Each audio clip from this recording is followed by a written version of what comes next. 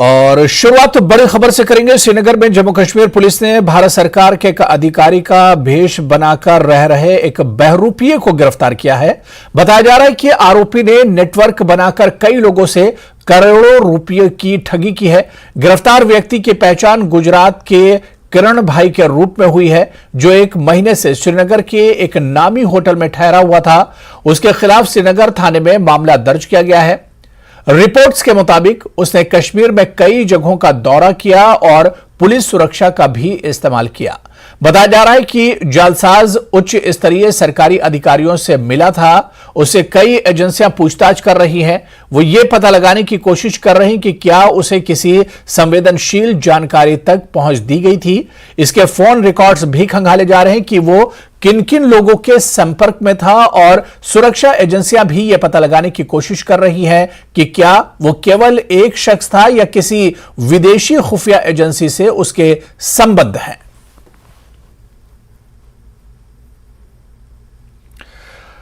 और इस खबर पर और बातचीत करने के लिए सीधे श्रीनगर का रुख करेंगे, जहां से हमारे सहयोगी शब्बीर हमारे साथ फोन लाइन पर जुड़े हुए हैं। शब्बीर, जिस बहरूपीय की बात हो रही है, एक महीने तक पुलिस को, इंतजामिया को कोई भनक नहीं लगी, ये चौंकाने वाली एक बात है।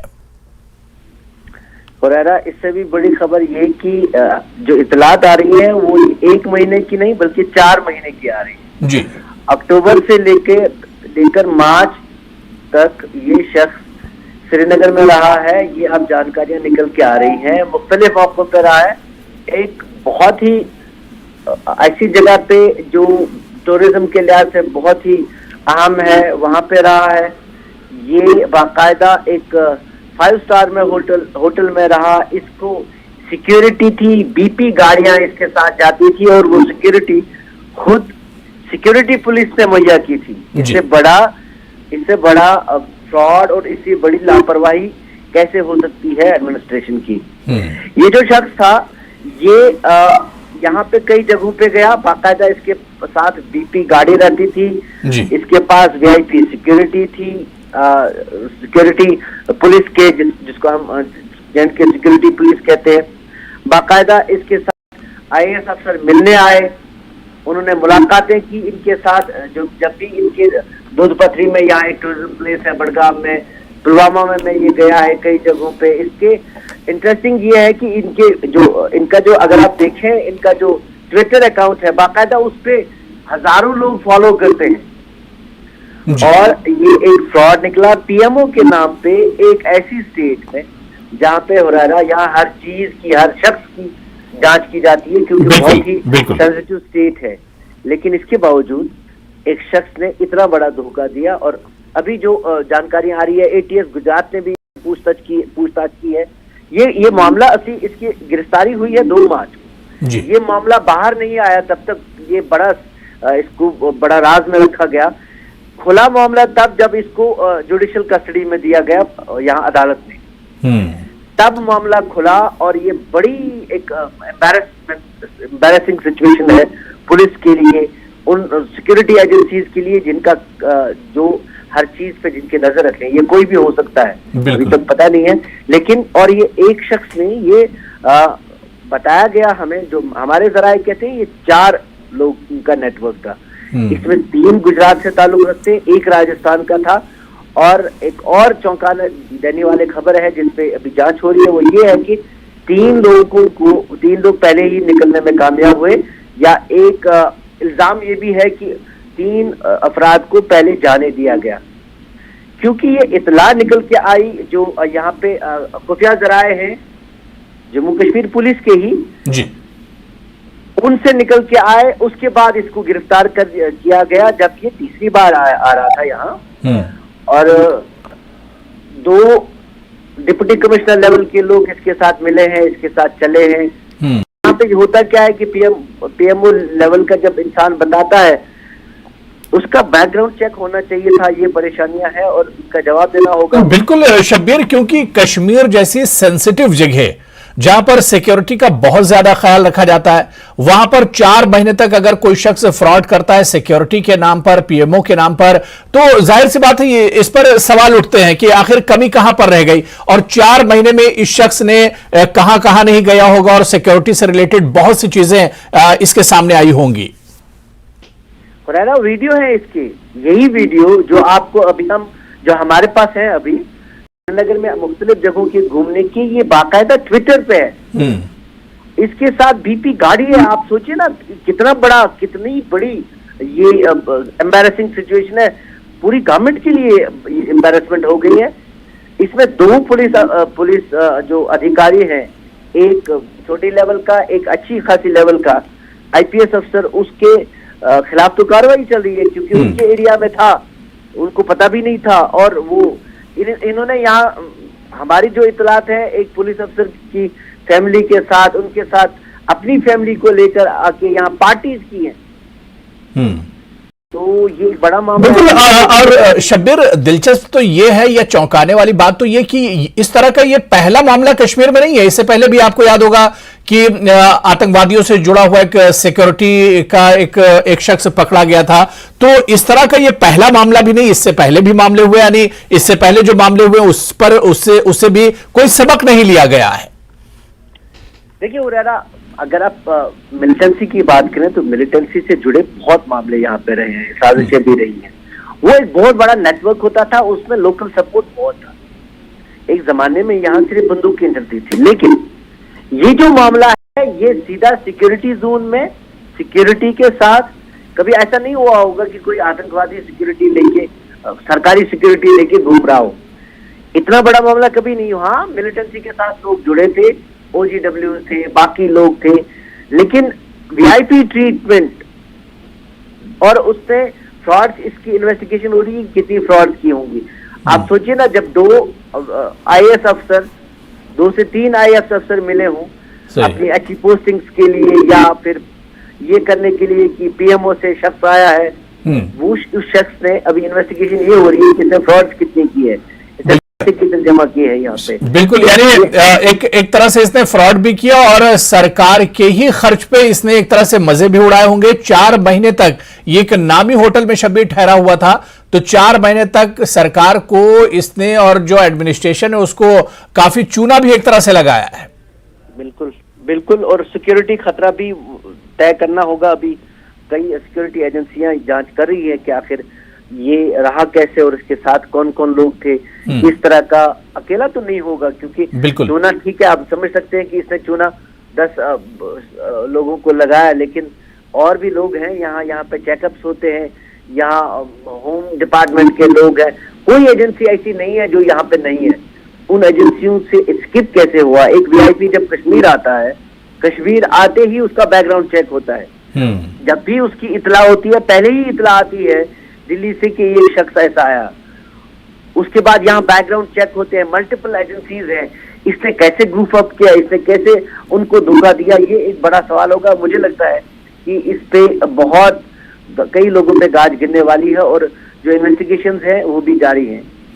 बिल्कुल शब्बीर, जिस तरह से आप कर रहे हैं कि जांच पड़ताल जारी है, सिक्योरिटी एजेंसियां जो है वो लगातार जांच कर रही हैं, खासतौर से इसके मोबाइल और लैपटॉप या इस तरह की चीजों से कुछ बड़ी जानकारियां निकलकर सामने आ सकती हैं। फिलहाल हाँ बिल्कुल, बेशक आ सकती है। और मोबाइल से ही नहीं, अब यहाँ आने का एस्टेब्लिशिंग है। मैंने आपको कहा ट्विटर अकाउंट पे जाइए, पूरी इंफॉर्मेशन है। इसको फॉलो करने वाले लोग देखिए, आपको कई VIP पॉलिटिशियन भी दिखेंगे। तो कई लोगों को लगता है कि इसका कुछ तो कनेक्शन है, क्योंकि इतनी सारी एजेंसियों को ये धोखा नहीं दे सकता। कई एजेंसीज हैं, किसी ने तो जानबूझ के इंफॉर्मेशन लीक नहीं की है, किसी को तो पता था जिसने इसका साथ दिया।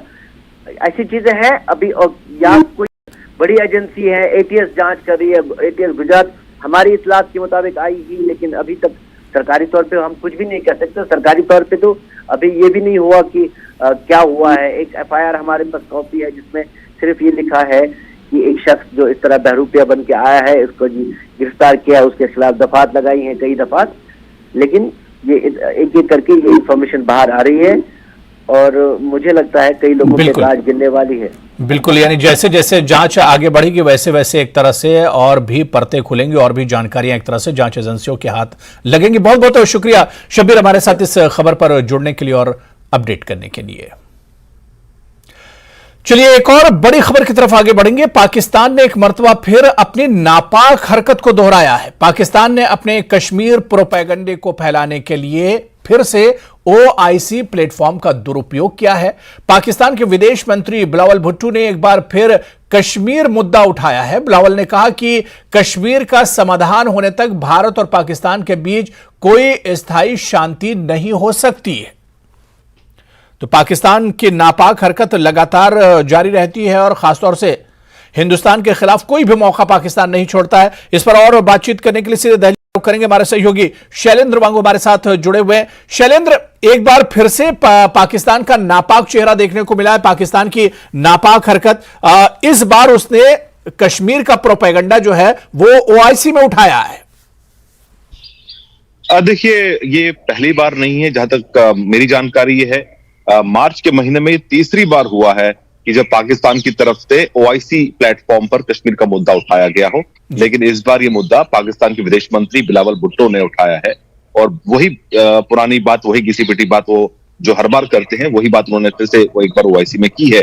लेकिन आपको याद दिला दें कि ओआईसी को लेकर विदेश मंत्रालय की तरफ से, भारत की तरफ से कई बार बयान दिए गए हैं और ये कहा गया है कि ओआईसी जैसा जो मंच है वो इसको खुद को मिसयूज होने देता है, खुद को हाईजैक होने देता है कि पाकिस्तान उसको मिसयूज करे, हाईजैक करके अपने प्रोपेगेंडा के लिए इसका इस्तेमाल करे। और जो आखिरी बयान मुझे याद है जो यूएन में दिया गया था, जिसमें कहा गया था कि पाकिस्तान को बजाय इस बात के लिए कहने के कि बाकी मेंबर्स ओआईसी के पाकिस्तान को कहे कि वो स्टेट स्पॉन्सर टेररिज्म को खत्म करे, वो भारत के जो हिस्से वाले कश्मीर हैं उनको वो खाली करे जिस पर कब्जा जमाया हुआ है पाकिस्तान ने। इसके बजाय ओआईसी का जो मंच है उसका इस्तेमाल पाकिस्तान अपने प्रोपेगेंडा के लिए कर रहा है और इसकी इजाजत ओआईसी उसको दे रहा है। जाहिर तौर पर भारत बार बार कह चुका है कि ओआईसी अपनी क्रेडिबिलिटी, यानी ऑर्गेनाइजेशन ऑफ इस्लामिक कंट्रीज अपनी क्रेडिबिलिटी, अपनी विश्वसनीयता खो चुका है। ऐसे में जबकि एक प्रोपेगेंडा फैलाने वाले देश को लगातार वहां पर मौका दिया जाता रहा है। लेकिन इस पूरे मामले को हम देख रहे हैं, माना जा रहा है कि इस पूरे मामले को लेकर आज विदेश मंत्रालय की तरफ से, एमईए की तरफ से स्टेटमेंट भी जारी किया जाएगा कि किस तरह से बिलावल भुट्टो ने एक बार फिर इस मंच का गलत इस्तेमाल किया है कश्मीर का प्रोपेगेंडा फैलाने के। बिल्कुल शैलेंद्र, और बार बार यही देखा गया है, जिस तरह से आपने बताया कि मार्च के में 3 बार इस तरह की हरकत पाकिस्तान की तरफ से की गई है और जब जब पाकिस्तान इस तरह का प्रोपेगेंडा करता है उसे अपने मुंह की ही एक तरह से खानी पड़ती है। देखिए, जहां तक पाकिस्तान की बात है तो ओआईसी इकलौता ऐसा मंच है जहां पर पाकिस्तान को भी बात रखने का मौका मिलता है। हमने ये देखा है 2019 5 अगस्त के बाद पाकिस्तान की तरफ से एक बड़ी मुहिम चलाई गई थी इसको मुद्दा बनाने को लेकर और यूएन के साथ साथ तमाम ऐसे मंचों पर पाकिस्तान इस मुद्दे को उठाया था और उस वक्त के प्रधानमंत्री इमरान खान ने खुद इस बात को माना था कि कोई भी जो देश है अंतर्राष्ट्रीय मंच पर वो पाकिस्तान के साथ खड़ा नजर नहीं आता है सिवाय एक दो छोड़कर। और साथ ही साथ आपसे कुछ दिन पहले बिलावल भुट्टो ने भी बात खुद कही है यूएन में एक प्रेस कॉन्फ्रेंस के दौरान, जहां पर उन्होंने कहा था that it is an uphill task, यानी कि बहुत मुश्किल है कश्मीर के मुद्दे को यूएन के मंच पर उठाना क्योंकि सपोर्ट नहीं मिलता है। लेकिन ओआईसी ऐसा मंच है जहां पर लगातार पाकिस्तान को अपनी बात रखने का मौका मिलता है और उस पर ऑब्जेक्शन नहीं करता है। और हमने ये भी देखा है कि ओआईसी में तुर्की जो मुल्क है वो भी भारत के खिलाफ इस तरह के बयान देता है, बावजूद इसके कि जब भारत ने मदद भेजी थी पिछले दिनों वहां पे अर्थक्वेक के बाद, उसके बाद भी तुर्की के जो रवैये में कोई तब्दीली नहीं है। लेकिन फिलहाल बात हम पाकिस्तान की करें तो पाकिस्तान के पास सिवाय ओआईसी के और कोई मंच नहीं है जहां पर इस मुद्दे को उसको समर्थन मिल रहा हो। और हम भारत ये साफ कर चुका है कि ओआईसी में न सिर्फ पाकिस्तान पर प्रोपेगेंडा को फैलाता है बल्कि ओआईसी अपनी क्रेडिबिलिटी भी खो चुका है इस मुद्दे को लेकर, क्योंकि किस तरह से एक देश अपना झूठ लगातार इस मंच के जरिए फैला रहा है। बिल्कुल, बहुत बहुत शुक्रिया शैलेंद्र हमारे साथ इस खबर पर जुड़ने के लिए। तो पाकिस्तान की नापाक हरकत एक बार फिर से दुनिया के सामने आई है और उसे एक बार फिर से अपने मुंह की एक तरह से खानी पड़ी है। ब्रेक बाद आगे बढ़ेंगे। केंद्रीय गृह मंत्रालय ने केंद्रीय औद्योगिक सुरक्षा बल सीआईएसएफ में रिक्त पदों पर भर्ती में भी पूर्व अग्निवीरों के लिए 10% आरक्षण की घोषणा की है। एक सप्ताह पहले ही गृह मंत्रालय ने अग्निवीरों के लिए बीएसएफ भर्ती में इसी तरह की घोषणा की थी। यह अग्निवीरों के पहले बैच या बाद के बैचों के आधार पर मिलेगा।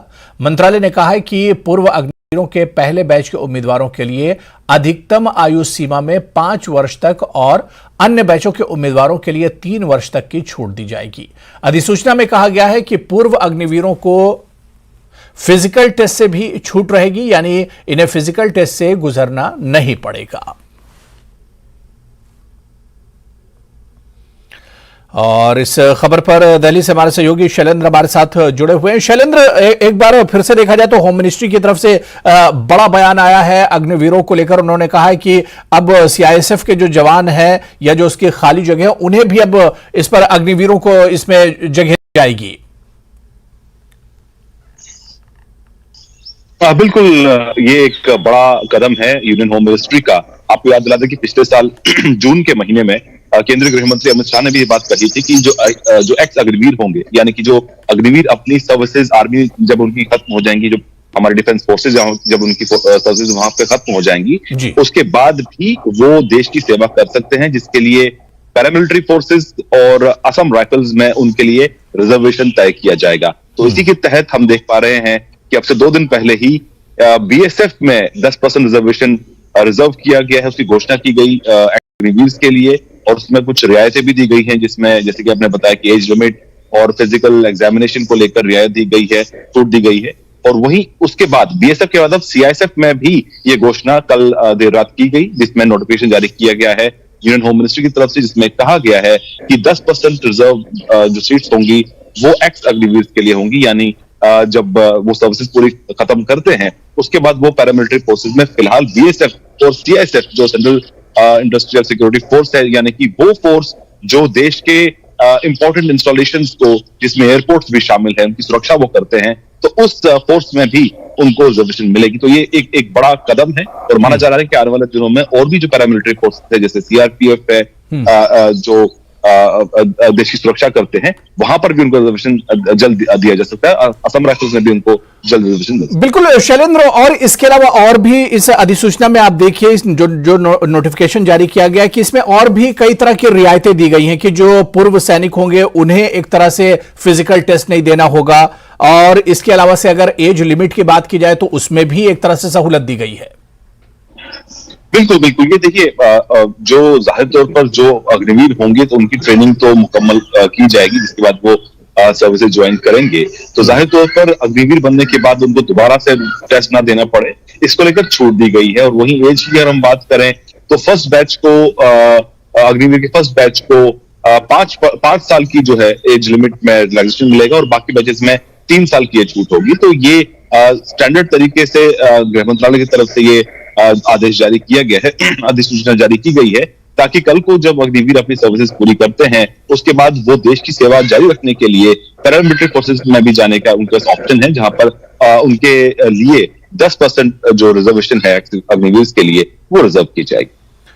बहुत बहुत शुक्रिया शैलेंद्र हमारे साथ इस खबर पर जुड़ने के लिए और अपडेट करने के लिए। तो केंद्रीय गृह मंत्रालय ने केंद्रीय औद्योगिक सुरक्षा बल यानी सीआईएसएफ में रिक्त पदों पर भर्ती में भी पूर्व अग्निवीरों के लिए 10% आरक्षण की घोषणा की, और इसके अलावा भी इस अधिसूचना में कई तरह की एक तरह से सहूलत दी गई है और छूट दी गई है।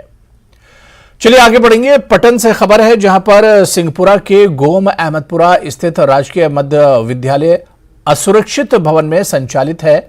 भवन पूरी तरह से जर्जर है और दीवारों में गहरी दरारें हैं। बच्चों के सरपरस्तों का कहना है कि यहां कभी भी कोई बड़ा हादसा पेश आ सकता है। स्कूल में इनके बच्चे महफूज नहीं हैं, सुरक्षित नहीं हैं। अभिभावकों का कहना है कि उन्होंने मामले को संबंधित विभाग के संज्ञान में लाया है, लेकिन आश्वासन के बाद भी कोई कार्रवाई इस पर अभी तक नहीं की गई है। अब ये गुजारिश करना चाहता हूँ गवर्नमेंट साहब, एलजी साहब से, कि आप प्लीज इस चीज की तरफ ध्यान दीजिए। हमारे बच्चे बहुत अनसेफ है यहाँ पे। अच्छा बिल्डिंग मकलियामज बच्चे खतरस मज परेशान घर पेरेंट्स बच्चे गए स्कूल क्या पता बिल्डिंग मा पे आज तक गई 2-4 लेटस गई तमन तौर डिप्टी बारामूला। और चलिए इस खबर पर हमारे सहयोगी मुनीर हुसैन उर्रा हमारे साथ जुड़े हुए। मुनीर, स्कूल की हालत बिल्कुल जर्जर है, बिल्कुल खस्ता हालत है। जो स्टोरी आपने कवर की इसमें हम देख सकते हैं तस्वीरों में। इसके बावजूद भी इसमें स्कूल लगातार चल रहा है, तलबा स्कूल आते हैं। क्या किसी बड़े हादसे का इंतजार किया जा रहा है? आखिर जो एडमिनिस्ट्रेशन है उसका रवैया इस तरह का क्यों है?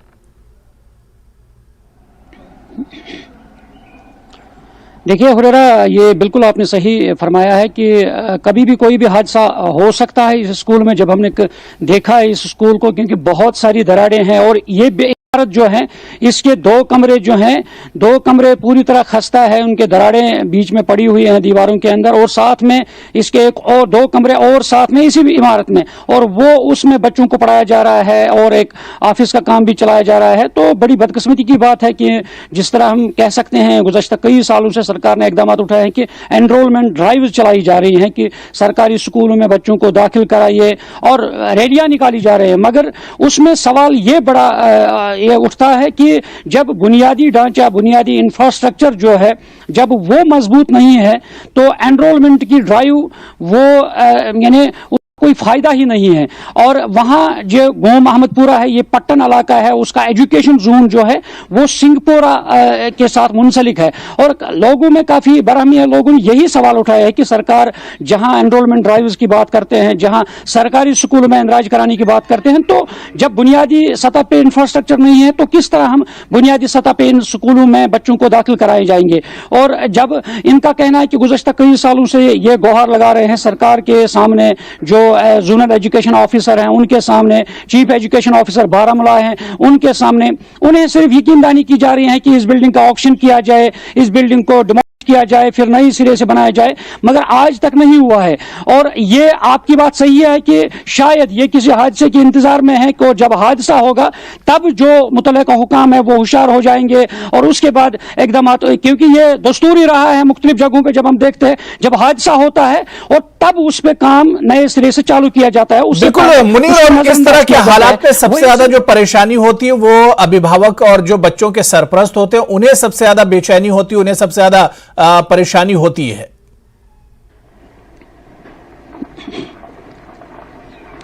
बिल्कुल हो रहा है, क्योंकि बच्चों के साथ साथ जो वालिदैन, क्योंकि वालिदैन ने कहा है कि हमारे बच्चे जब घर में आते हैं तो वो कहते हैं कि हम उस स्कूल में नहीं जाएंगे, वहां स्कूल खस्ता है, वहां दरारें हैं, वहां हमें खौफ लग रहा है। कल पेरेंट्स भी हमसे जब मिले थे तो उनका भी कहना है कि हम ऐसी खौफ में रहते हैं, इसी खौफ हिरास में रहते हैं कि आए बिल्डिंग गिर न जाए। और हुरैरा, यहाँ पे ये बात मैं बता दूं कि ये इसी स्कूल की बात ही नहीं, क्योंकि जब ये न्यूज टेलीकास्ट हुई है, कल हमने फेसबुक पे भी इसको डाला है और तब उसमें कमेंट्स भी हमारे पास आए हैं। बहुत सारे स्कूल के जो गांव हैं, बहुत सारे लोगों ने हमें मैसेज किया है कि हमारे इलाकों में भी इसी तरह का सूरत हाल बना हुआ है। मगर ये लम्हे फिक्रिया सरकार से, महकमा एजुकेशन के, क्योंकि डायरेक्टर स्कूल एजुकेशन को इस पे गौर करना चाहे, जो स्कूल एजुकेशन है उनको गौर करना चाहे कि इन चीजों को बड़ी सीरियसली लेना चाहे, क्योंकि जब बुनियादी ढांचा हम मुस्तहकम बनाएंगे तब जाके जो बच्चों का और मुस्तकबल है वो रोशन हो सकता है, क्योंकि बुनियाद इसी पे है। बुनियाद जब ये है कि जब बुनियादी ढांचा बनाया जाए, और इसी तरह गोम अहमदपुरा में क्योंकि लोग काफी जाहिर सी बात है कि इंतजामिया को इस जानिब ध्यान देना चाहिए, इस जानिब तवज्जो देना चाहिए, ताकि कोई बड़ा हादसा होने से पहले ही इन बच्चों को महफूज किया जा सके और इमारत को एक तरह से महफूज किया जा सके। बहुत बहुत शुक्रिया मुनीर हमारे इस खबर पर जुड़ने के लिए। और इस वक्त एक और बड़ी खबर तेलंगाना से आ रही है। आपको बता दें कि सिकंदराबाद हाउसिंग में आग लगी है, 6 लोगों की मौत की खबर आ रही है और कई लोगों को अब तक बचाया जा चुका है। तो तेलंगाना से इस वक्त बड़ी खबर, सिकंदराबाद हाउसिंग में आग लगी है, 6 लोगों की इस हादसे में अब तक मौत हो गई और कई लोगों को बचाया जा चुका है। तो तेलंगाना से इस वक्त बड़ी खबर, जहां पर सिकंदराबाद हाउसिंग में आग की खबर आ रही है और ये तस्वीरें भी हमारे सामने हैं जिसमें जबरदस्त तरीके से ये आग लगी है। और इस हादसे में अभी तक जो खबर मिल पा रही कि 6 लोगों की मौत हुई है, कई लोग जो इसमें फंसे हुए थे उन्हें रेस्क्यू किया गया, उन्हें बचाया गया है। लेकिन आग कितनी खतरनाक थी तस्वीरों के जरिए समझा जा सकता है, जिसके शोले लगातार उठ रहे थे और पूरे इलाके में धुआं ही धुआं था। तो तेलंगाना से बड़ी खबर तस्वीरों के जरिए भी आप देख सकते हैं। सिकंदराबाद हाउसिंग में आग लगी है। 6 लोगों की शुरुआती तौर पर मरने की खबर आ रही है और कई लोगों को रेस्क्यू किया गया है, कई लोगों को इससे बचाया गया है।